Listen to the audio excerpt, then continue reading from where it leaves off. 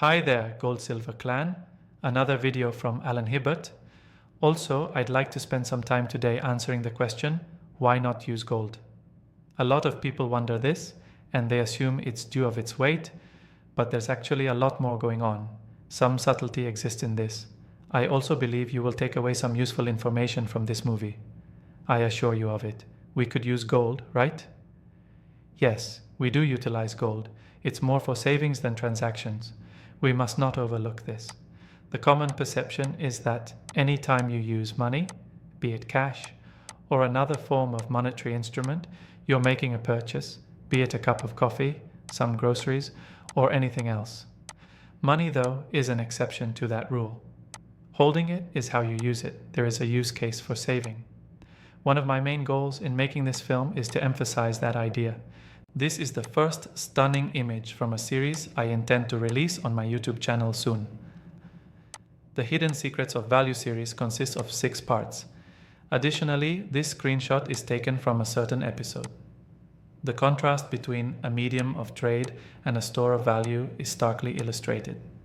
Things like this are similar to the ones we use every day, including a place to keep our belongings and a way to go around.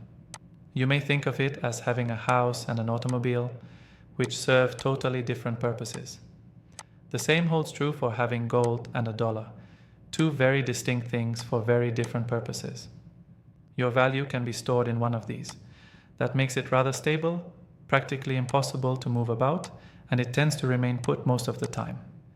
That is deliberate, as there are alternative assets, such as methods of trade, that are mobile but lack the same level of security. A $1 bill, for instance, will not keep its purchasing power over the long term. You can expect a decline in your buying power. On the other hand, having a dollar on hand allows you to transact quite rapidly.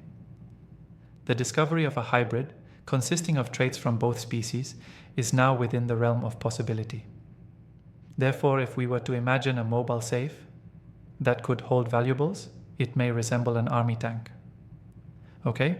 It's not as immobile as, say, a vehicle or plane, but it's still quite safe and easy to transport around.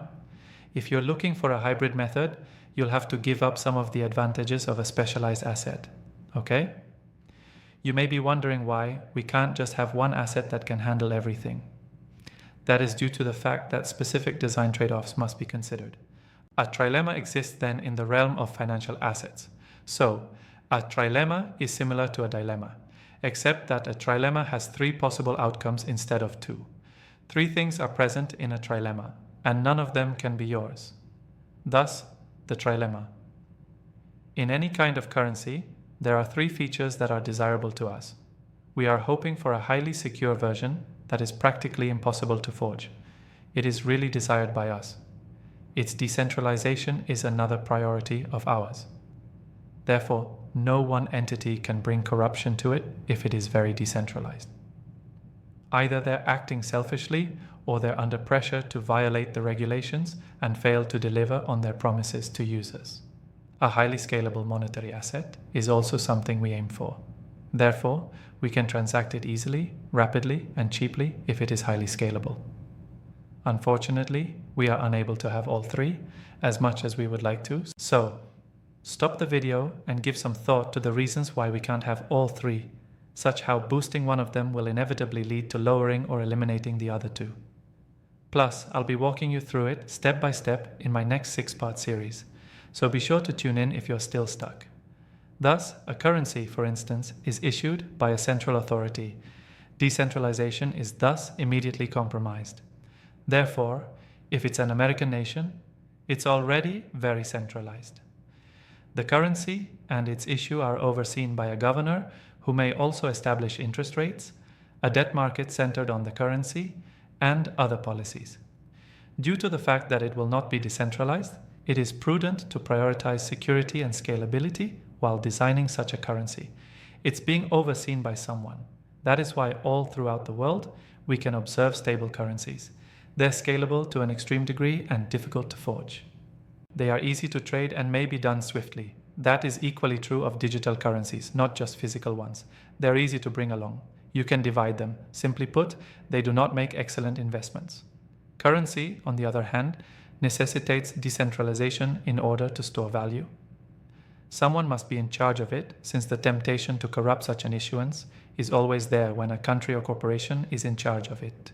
If not immediately, then certainly within the first year or 10 years.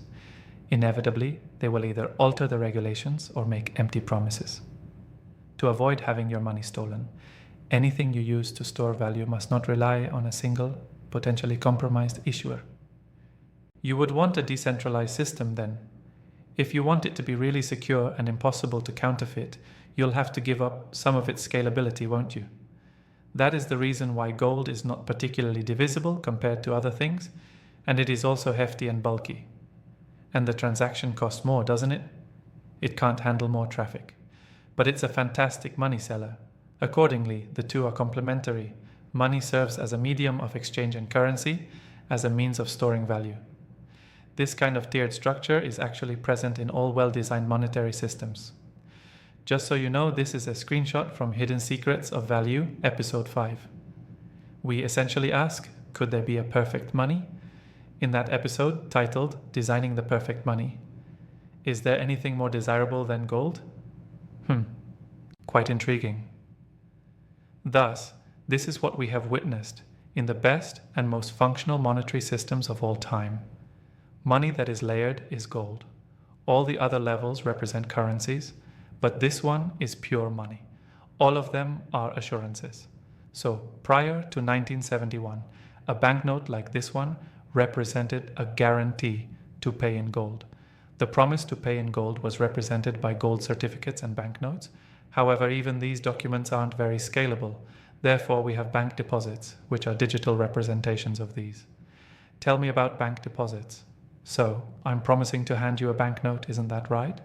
A banknote can be obtained via an ATM, but even those deposits aren't as scalable as we'd like them to be.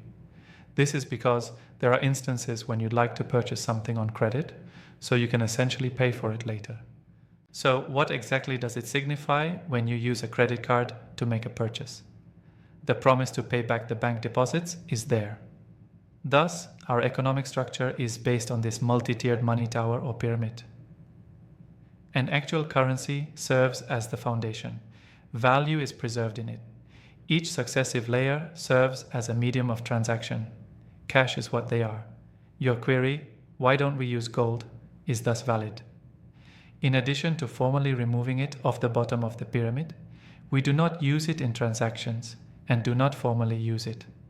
Nonetheless, gold's use has persisted for thousands of years among cultures all across the world. Gold has always been used by some because it is a simple way to store wealth. You can still possess gold, and many already have, even if the government backtracks on its pledge to exchange paper promises for physical gold. I appreciate you taking the time to watch this video. Keep watching for valuable hidden truths, and I'll catch you in the next episode. The transcription was performed by turboscribe.ai. Remove this message by subscribing to Unlimited.